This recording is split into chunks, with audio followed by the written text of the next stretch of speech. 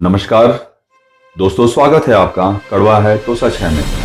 इस चैनल को सब्सक्राइब कर ले और बेल आइकन दबाना बिल्कुल ना भूलें।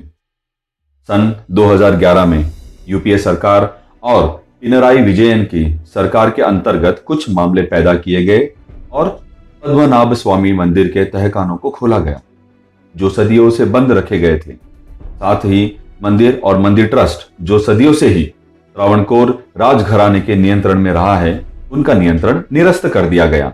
लेकिन कल के सुप्रीम कोर्ट के फैसले के बाद हिंदुओं में एक खुशी की लहर है। दुनिया का सबसे अमीर मंदिर फिर से हिंदुओं के नियंत्रण में आ गया है।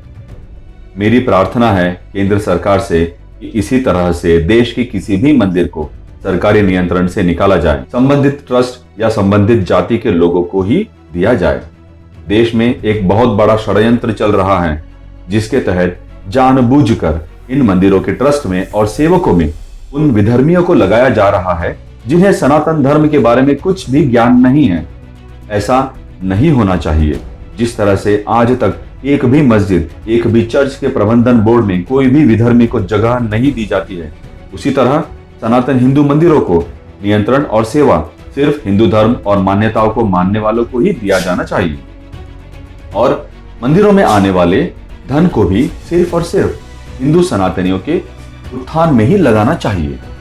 इन मंदिरों के दान पेटी में आने वाले चढ़ावे पर सरकारों का कोई अधिकार नहीं होना चाहिए। अगर सरकार चाहती है कि चढ़ावे पर उनका अधिकार रहे, भारत सरकार बताए कि कितने मंदिर हैं जिन्हें सरकारी धन से सहायता से बनाया गया हो। जवाब है शून्य। एक भी मंदिर सरकारी सहायता से नहीं बनाया गया है। चढ़ावों का पैसा सिर्फ हिंदुओं द्वारा ही आता है और हिंदुओं के ही कार्यों में लगना चाहिए। पद्मनाभ स्वामी मंदिर को किसने बनाया? क्या है इसके पीछे की कहानी? जानते हैं पद्मनाभ स्वामी मंदिर और त्रावणकोर के इतिहास। एक ऐसे वीर की कहानी जिसे हमारे पाठ्य पुस्तकों से और हमारे इतिहास में उपेक्षित कर दिया गया है। सिर्फ 23 साल की उम्र में ही इस वीर ने अपने राज्य का भार संभाल लिया था। 1729 से लेकर 1758 तक इन्होंने राज्य का शासन किया। किलिमन्नूर राजवंश के राघव वर्मा और माता कार्तिका तिरुनल उमा देवी के अग्रज थे वीर राजा अणिदम तिरुनल मार्तंड वर्मा। पिता के समय में एक छोटा भू प्रदेश ही उनके अधीन था। अधीन प्रदेश में भी ऐसे जागीरदार थे जो राजाज्ञा की अवहेलना करते थे, अपने आप को स्वतंत्र मानते थे। मार्तंड वर्मा ने इनका दमन किया, जिसके फलस्वरूप राजा को उनकी दुश्मनी झेलनी पड़ी और उन्होंने मार्तंड वर्मा पर जानलेवा हमले कई बार किए। राजा मार्तंड वर्मा ने शासन हाथ में लेने के बाद पूरे प्रदेश में परिवर्तन किए। अपने विश्वस्तों और योग्य राजकारणियों को राजा ने योग्य कार्य दिया। समय मुश्किल था, लेकिन मार्तंड वर्मा ने समय को भांपा। उन्हें सैनिक क्षमता बढ़ाने में और अर्थव्यवस्था को सुदृढ़ करने में सफलता मिली। बहुत सारे नहर, कई बांध बनाए गए जो आज भी कार्यकारी हैं। हर एक ग्राम को राजा ने अर्थव्यवस्था से जोड़ा। काली मिर्च, तंबाकू, दालचीनी, सुपारी आदि की खेती को बढ़ावा दिया गया और सारे कार्यों की देखरेख करने के लिए हर एक ग्राम में एक मंडपदु को नियुक्त किया गया जो सीधे दरबार से संपर्क कर सकता था। मार्तंड वर्मा के समय में ही आज के पद्मनाभ स्वामी मंदिर का ही पुनरुद्धार हुआ। यह मंदिर हजारों साल पुराना है। राजा के जीते जी गोपुरम के 5 मंजिल तैयार हो गए थे। सन 1741 डचों को महाराज हरा चुके थे। उनकी सेना का बड़ा भाग काननकुलम में ही केंद्रित था। इतने में दक्षिण में सिलोन से अनपेक्षित डच की नई टुकड़ी समुद्री रास्ते से आ गई। इसके सामने दक्षिण के प्रदेश टिक नहीं पाए और उन्होंने आत्मसमर्पण कर दिया। लेकिन समय रहते मार्तंड वर्मा पहुंच गए। राजधानी पर कब्जा करने के कुछ ही समय पहले ही डचों को बुरी तरह से हरा दिया।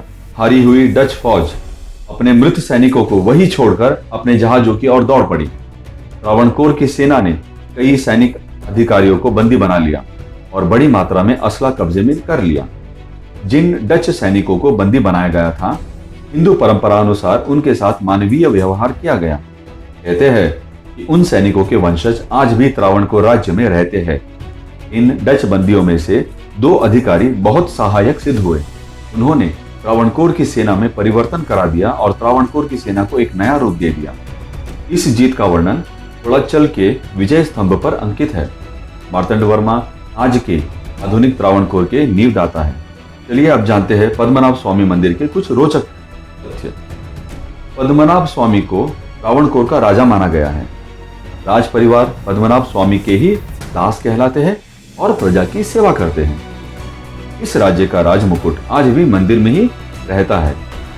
द्रविडियन और मलाबार पद्धति से बना हुआ है यह मंदिर। देश का नहीं अपितु पूरे विश्व का सबसे अमीर मंदिर कहलाता है। इतना अमीर है कि 16वीं सदी के मुगल खजाने से भी ज्यादा संपत्ति आज भी इस मंदिर के पास है। हर 6 साल में एक बार मकर संक्रांति के समय इस मंदिर में लक्षद्वीप प्रज्वलित किए जाते हैं। मार्तंड वर्मा के समय से ही चले आ रहे हैं। मूल विष्णु की मूर्ति नेपाल के गंडकी नदी के पास से मंगाए गए 12,000 शालिग्रामों से बनाया गया है। पूरे वर्ष में इक्विनॉक्स के समय कुछ ही क्षणों के लिए ही सही सूर्यदेव गोपुरम के खिड़कियों से अस्त होते हुए दिखाई देते हैं और यह दृश्य बहुत ही मनमोहक दृश्य है। मंदिर के बिल्कुल नजदीक में लकड़ियों से बना हुआ एक राजमहल भी है जो आज भी अच्छी स्थिति में है और देखने लायक है। तो दोस्तों, आज के लिए इतना ही। आपको ये जानकारी कैसी लगी कमेंट करके जरूर बताएं। चैनल को सब्सक्राइब करें, शेयर और लाइक करना ना भूलें। जय हिंद, वंदे मातरम।